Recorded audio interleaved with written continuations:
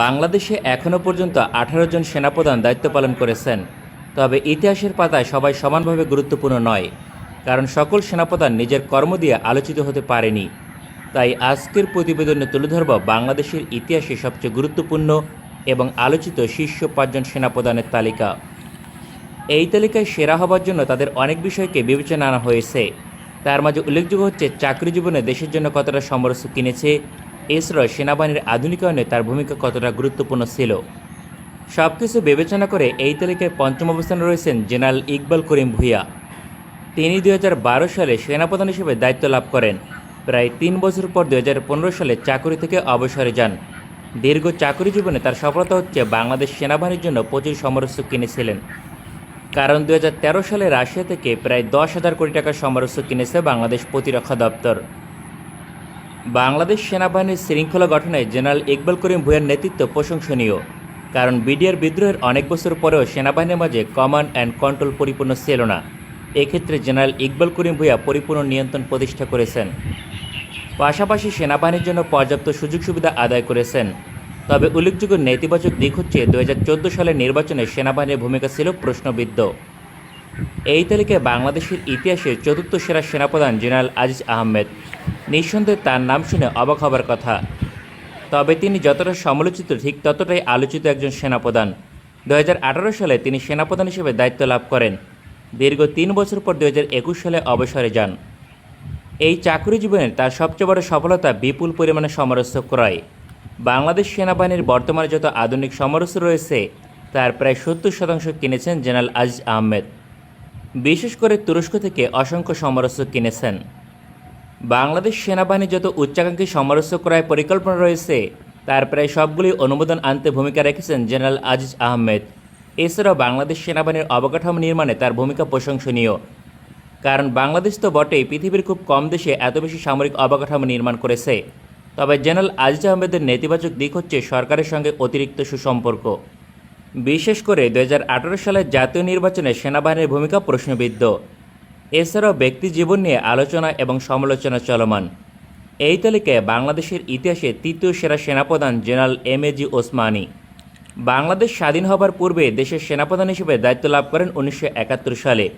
মাত্র ১ বছর পর ১৯৭২ সালে তিনি অবসরে যান।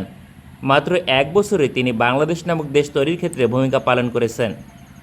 তার নেতৃত্বে পূর্ব পাকিস্তান অর্থাৎ বাংলাদেশের সামরিক আন্দোলন শুরু হয়েছিল।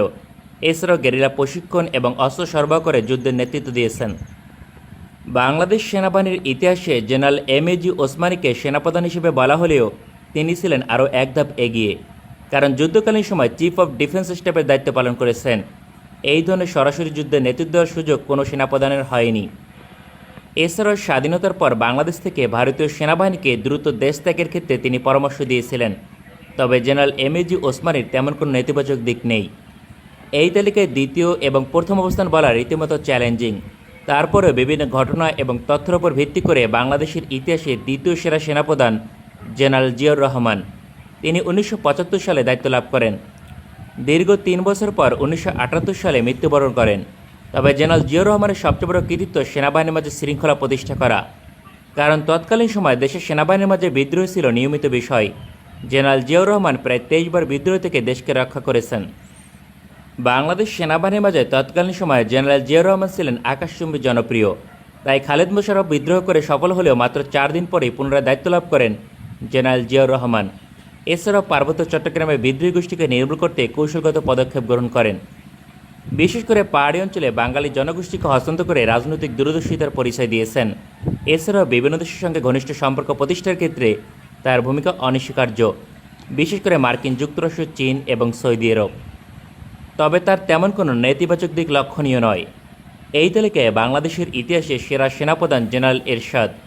বাংলাদেশের সবচেয়ে দীর্ঘ সময় সেনাপ্রধান হিসেবে দায়িত্ব পালন করেছেন, কারণ ১৯৭৮ সালে সেনাপ্রধান হিসেবে দায়িত্ব লাভ করেন। দীর্ঘ ৮ বছর পর ১৯৮৬ সালে অবসরে যান। সেনাবাহিনীর মাঝে জেনারেল এরশাদ সমানভাবে জনপ্রিয় ছিলেন। তিনি সেনাবাহিনীর আধুনিকায়নে তৎকালীন সময় নিজস্ব সমরস্য উৎপাদন শুরু করেন, যা ছিল দেশের নিরাপত্তার জন্য গুরুত্বপূর্ণ একটি দিক। বাংলাদেশ সেনাবাহিনী ১৯৮০ দশকে সমরস্য উৎপাদন এবং রপ্তানি করত, অথচ বর্তমানে বাংলাদেশ সেই ধারাবাহিকতা বজায় রাখতে পারেনি। জেনারেল এরশাদ পর্যাপ্ত পরিমাণে সমরস্যও কিনেছিলেন। অন্যদিকে পার্বত্য চট্টগ্রাম নিয়ে নিজের কঠোর অবস্থান ঘোষণা করেন। পাশাপাশি শক্ত হাতে পার্বত্য চট্টগ্রামের সংকট কমিয়ে আনতে সক্ষম হন। বাংলাদেশ সেনাবাহিনী বহির্বিশ্বে এত বেশি জনপ্রিয় হবার কারণ জেনারেল এরশাদের দূরদর্শী পরিকল্পনা।